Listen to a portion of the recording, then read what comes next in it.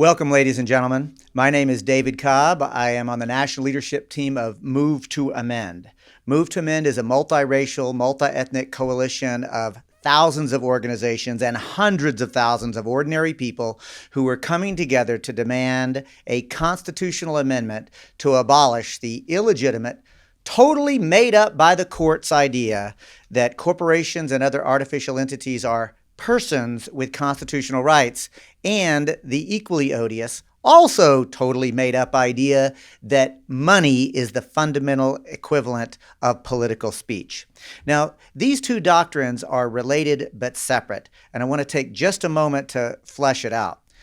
As a civil libertarian, as a lawyer and a constitutional scholar, I know, Move to Amend knows, Representative Nolan knows, and hopefully all of us know that as human beings, we have constitutional rights. Those rights are inherent. They are inalienable.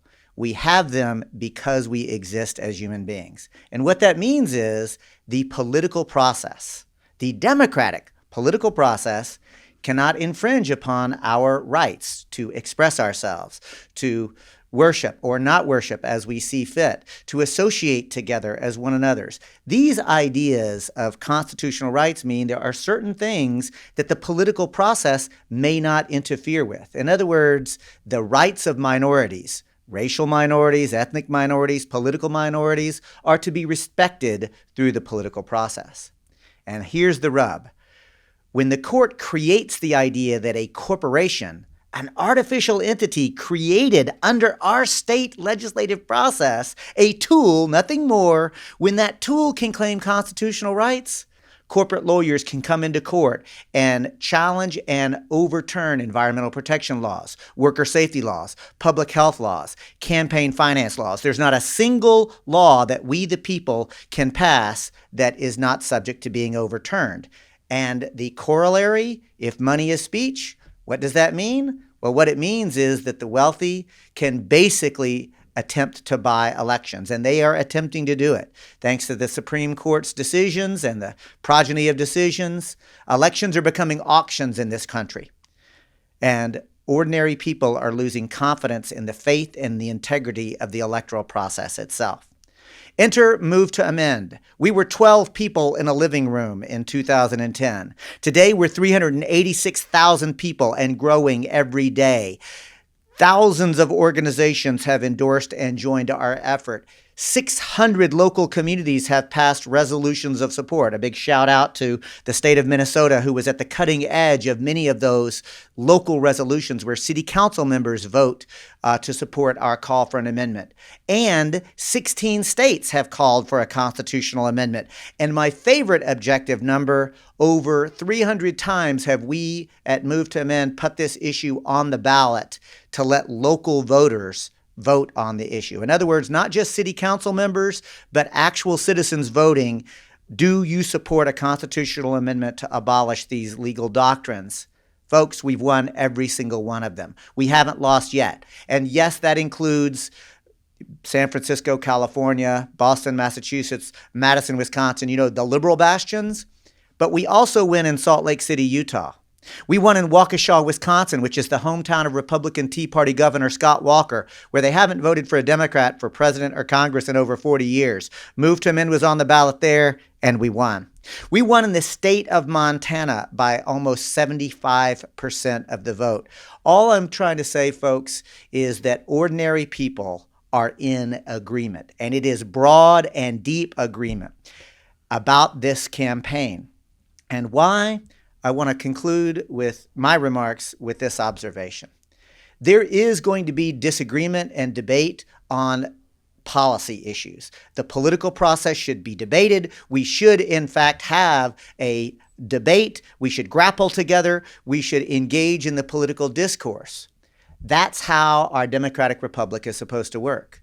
But friends, when the court turns a political question around how corporations should be treated or how we should engage in campaign finance law or any other political question.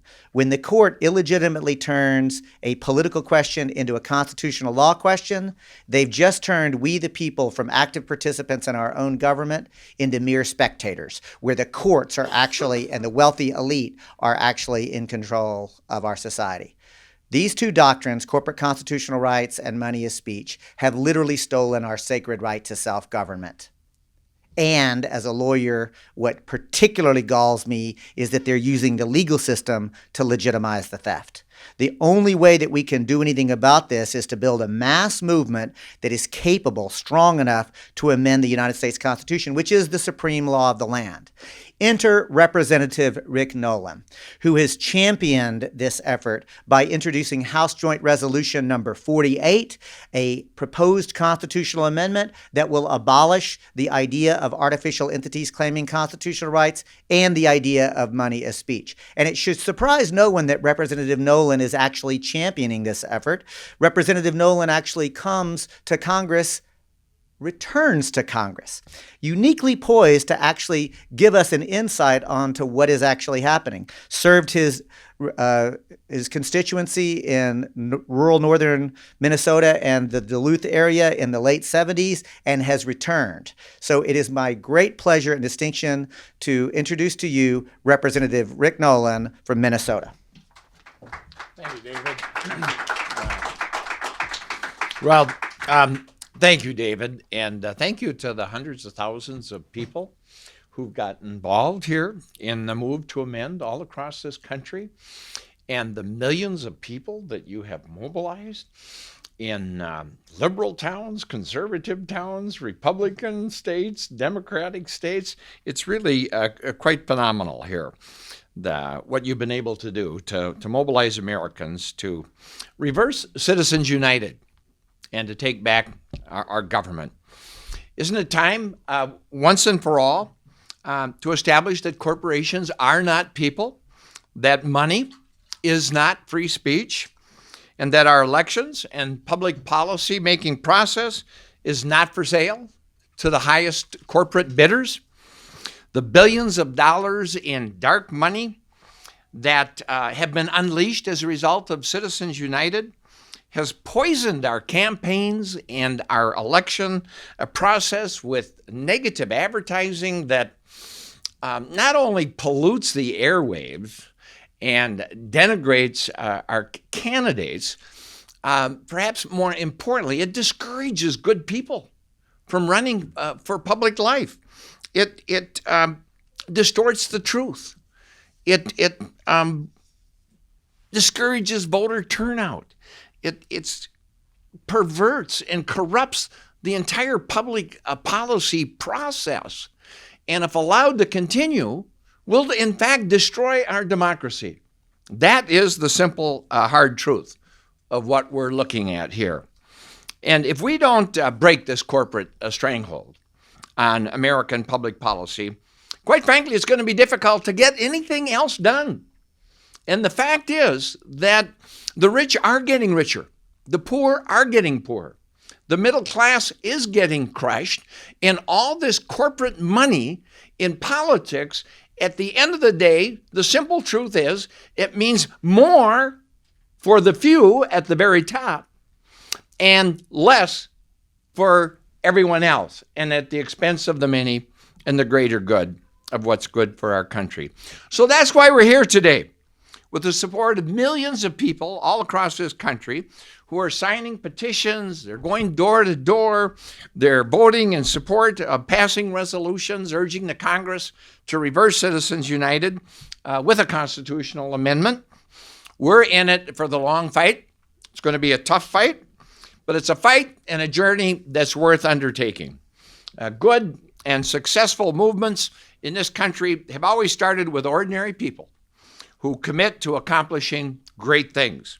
And so it was with ending slavery, with child labor laws, environmental laws, women's suffrage, civil rights, the progressive income tax, Social Security, Medicare, rights for the disabled, you name it. This movement, as David pointed out, it transcends labels, It transcends political parties, it transcends regions, and it transcends generations. We're in it for the long haul. We're in it to win it, and I'm proud to play my part and my role in this journey. We will succeed. America's future and American democracy is dependent upon the success of this movement. Thank you. Well said. Can you see why we have a champion in Representative Nolan?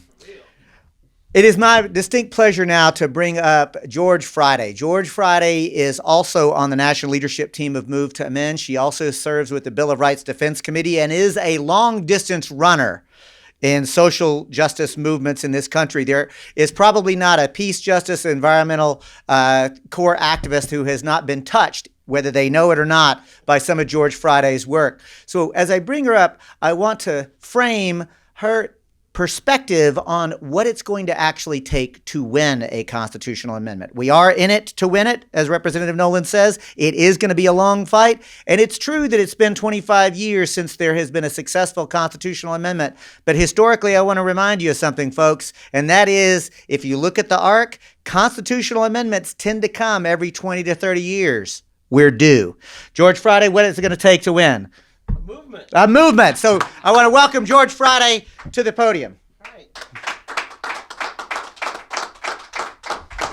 Good morning. It's my honor to be here and to share remarks with Representative Nolan and David Cobb, my longtime colleague.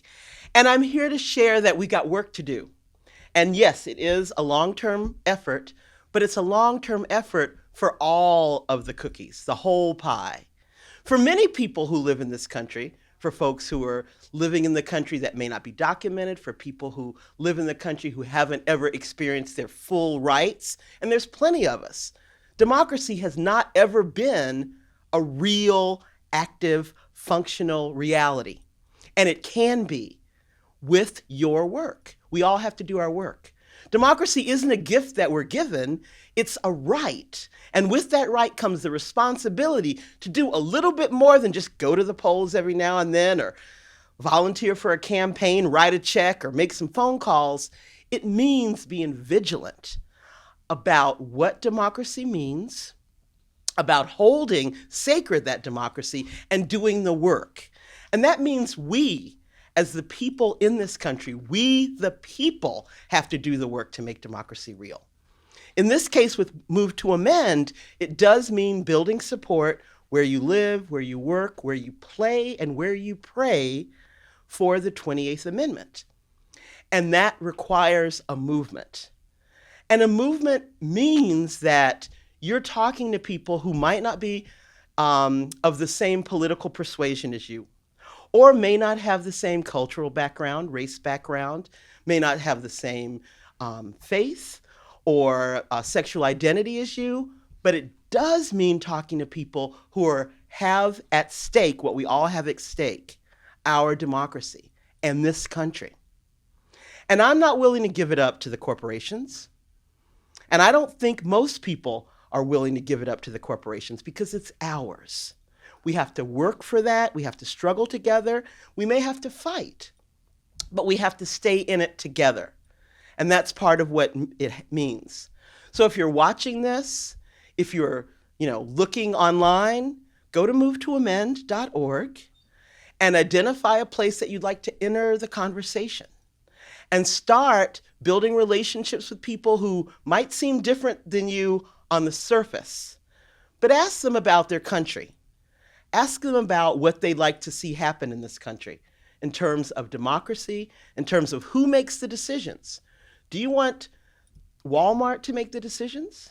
Or do you want us to make the decisions? Do you care about where your textbooks are coming from? What's going to be happening when you go to college? What's happening with a student loan? If you'll be able to afford a house? If we'll be able to retire? All of these questions that we all care something about, we get to answer together in a functional democracy. But we have to do the work. We, the people, have to do the work to make sure we have a functional democracy. So those 12 of us who were in a living room in fall of 2009, I correct my colleague, it wasn't 2010, it was fall of 2009, in Marin County, California. I don't go to California often, so I remember these things. And it didn't feel like we were doing something huge. It didn't feel like we were entering a movement that is akin to the abolitionist movement or the suffrage movement or the civil rights movement. But here we sit now, 380,000 plus people more, and hopefully more every day, who are saying no. Corporations don't own this country. We rule this country. This is ours. We built it. We made it. Our ancestors bled for it, and you can't have it. So thanks for all that you do. And we got work to do. Thanks. Thank you, George Friday. So I think that we have Representative Nolan for a bit, so if there are any questions, we can entertain that now. Where do you think the most resistance will come when you present this?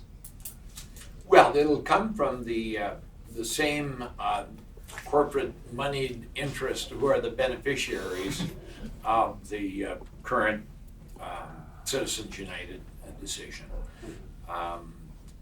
There were 24, 25 billion Wall Street billionaires that made in excess of $25 billion. I mean, that's a salary equivalent of 400,000 or 500,000 teachers. Good Lord.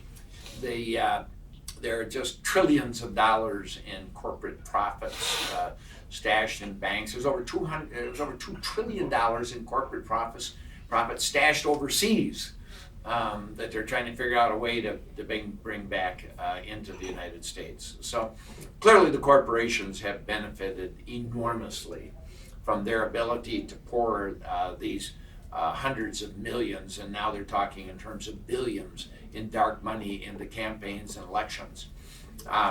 And they benefit from it at every level, every day. Just last week, if you can believe this, the House of Representatives passed a bill to eliminate the gift and the estate tax, okay? Even though 99.9% of the people in America are not liable for any gift or inheritance tax upon their death. And so this bill provided $270 billion in tax benefits to the 5,500 richest men and women in America. 5,500. The upper 1% of the upper 1%. So I offered a simple motion to recommit with an amendment, because they wouldn't allow any other amendments. You can always offer a motion to recommit that said, if you were convicted and found guilty of defrauding the federal government of the inheritance and gift taxes that you owed, that you would then not be eligible to receive that tax relief at the end of your life. And they voted that amendment down. Even giving millions, the people who have been convicted of fraud, trying to cheat the taxpayers out of the rightful gift. Not trying to, apparently they did it. Yeah. Oh, yeah. Yeah. I'm reminded of the great political philosopher Lily Tomlin, Oh. who once said, "No matter how cynical I get, it's hard to keep up." Right? It is. You can't make stuff like this up. Any other questions? Yes. The $64,000 question, if I may ask it, is how do you get Congress, as it's made up today, to vote themselves out of power? Well, that is the inherent problem, and why the campaign election reforms of a wide variety of issues are difficult. I was reminded when we got a number assigned to our Constitutional Amendment 48.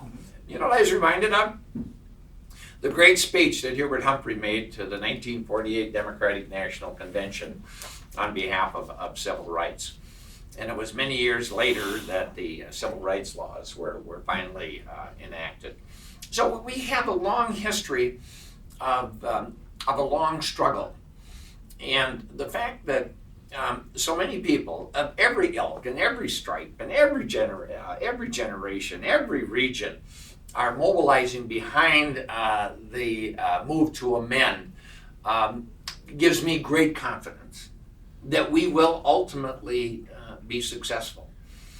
But you have to keep in mind, I've always argued that it's much easier to elect someone who shares your views and your values than it is to change the mind of someone who doesn't. So this issue is going to be decided at the ballot box. If not in the next election, the one after that. If not that one, the one after that. But it will happen. It has to happen.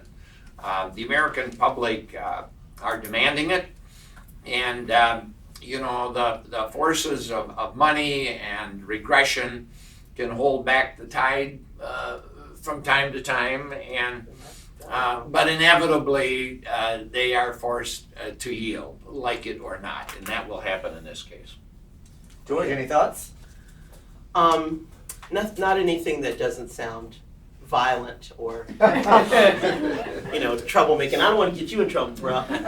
But to your answer to the $64,000 question is we put them out, we kick them out, we take over. We take over. We do that at the ballot box. We do that at their neighborhoods. If you go to every bought elected official and let everybody know, here's how much this fool took. Here's how much money this fool took. Put it in their paper. Stand outside their church with a sign. Person that went to your church took this much money from this corporation. Do you trust him? Do you trust her? Do you want them representing you? No. Get somebody real. And you can look to your neighbor, look to the person next to you in the seat. They can run and do a better job. It's a representative democracy, which means if you're not representing us, you got to go. And we will just make that clear to people. And we'll do that through the movement. We'll do that. We'll consistently do it. We'll be backing that message up, backing back the politicians we can trust. Short list, growing short every day. But that's what we'll do. Yes. Frederick Douglass famously said, "Power concedes nothing without a demand.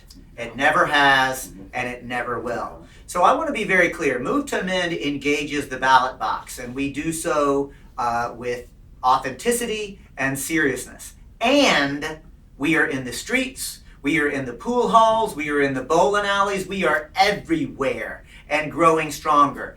Yes, we're collecting signatures, 386,000 and growing. Yes, we are at the ballot box winning over 300 times at the local and county level. Yes, we are in state legislatures. Yes, now thanks to Representative Nolan and Representatives Huffman and Grijalva and Allison and Cartwright, we are actually in Congress now. And you know what else? We are running Pledge to Amend, where we are going to candidates for office to put them on notice that this political question must be answered. And whether you're running for president or Congress or state legislature, county commissioner, dog catcher, if you're running to represent people, we are going to be there to ask that political question. And we're not stopping there, because we're running Vote to Amend, where we're going to voters to say, put your money where your mouth is. Let these elected or candidates for office know that your vote is not to be trifled with. You won't be taken for granted, that you're making demands of them. And it doesn't even stop there, because we are beginning Resist to Amend. Imagine thoughtful, dignified campaigns of nonviolent civil disobedience, where we are engaging people to think about how they can withdraw their consent from this corporate coup d'etat. The point is, there are a myriad of options, and as the civil rights movement said, get in where you fit in. So we are making lots of options available to people. There are a menu of things that one can do, and we are serious about winning this. Yes, sir.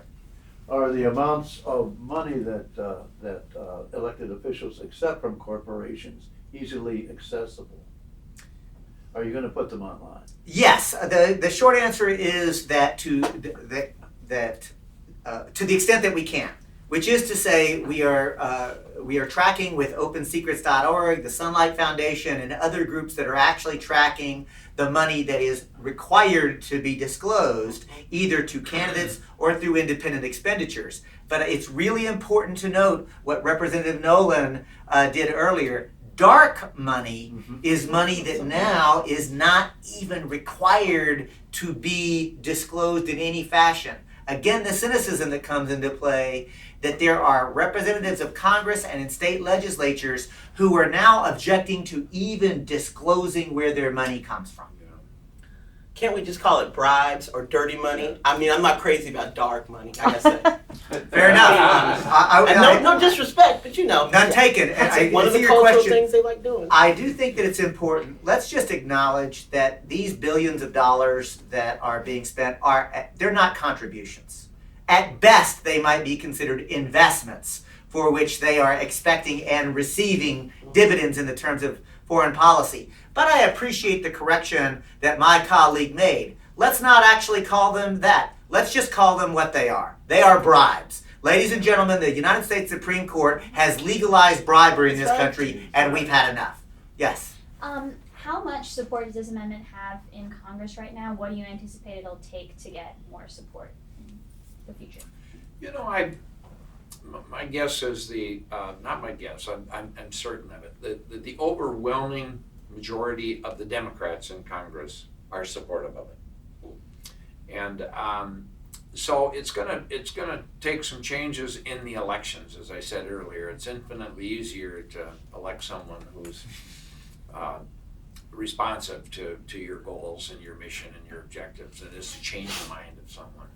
But we've got a good, strong, solid. I mean, if we could pick up another 40, 50 seats, why, we'd be in business. And that seems like an awful lot, but in my lifetime, I've seen changes of 70 and 80 in a single election. So I'm reasonably optimistic. And then it's important to note that over the period of time in service in this Congress, we will continue to position the issues to help people understand the consequences of Citizens United. For example, the inheritance tax. I would like to see candidates in every district challenging those who voted to give the $270 billion tax break to the 5,500 wealthiest people in America. And oh, by the way, that's $270 billion that you, the people, will have to pay Right. to make up for I'm it. saying. And then put them on the spot. So, why are you doing this? And what is the role of corporations in funding your campaign? Is this payback time? Is that what you're doing? Because it makes no sense. You know, when you get out of California, New York, and Florida and Texas, but most states are lucky if they have one or two people in that category. 5,500 out of a country of 300 million? Come on. So we'll be positioning all these issues to help facilitate a better understanding of the consequences of Citizens United. It gives a whole new meaning to the word obscene. Yeah. For me, as a Isn't person who doesn't think of many things as obscene.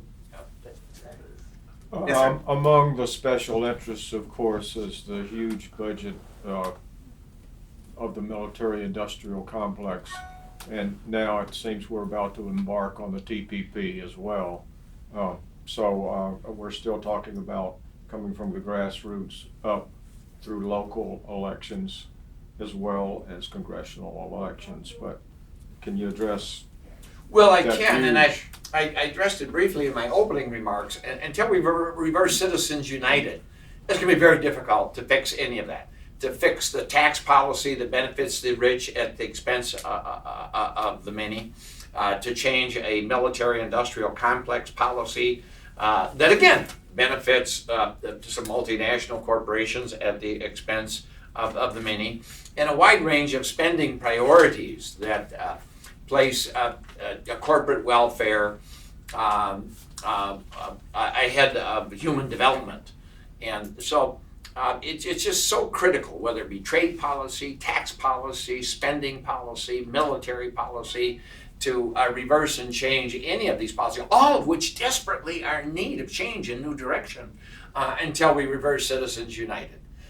Because the simple truth is, and one hates to admit it, but political scientists study these campaigns and elections, and generally, the one with the most money gets the most votes. And guess who's got the most money? The multinational corporations and the billionaires in this country. They know that. If you have to spend $1 billion, in winning an election, and you get back a $270 billion tax break just on your inheritances, that's not hard to figure those numbers. That's why we got to reverse this thing. It's destroying the country, destroying democracy. And, having said that, there's a number of things we need to do to complement that. But Citizens United lays the foundation for enabling us to do all the things that we need to do to restore democracy here in this country. Any final questions? Well, please join me in thanking Representative Nolan for championing the We the People amendment.